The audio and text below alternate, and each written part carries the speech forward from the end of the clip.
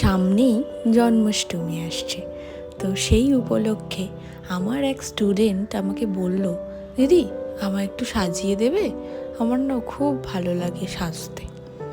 তো আমি ভাবলাম যে কি করা যেতে পারে, তো একটু অন্যরকম কিছু করার চেষ্টা করেছি। তো সেটাই তোমাদের সাথে শেয়ার করব বলে চলে এসেছি। হেই, হ্যালো এভরিওয়ান।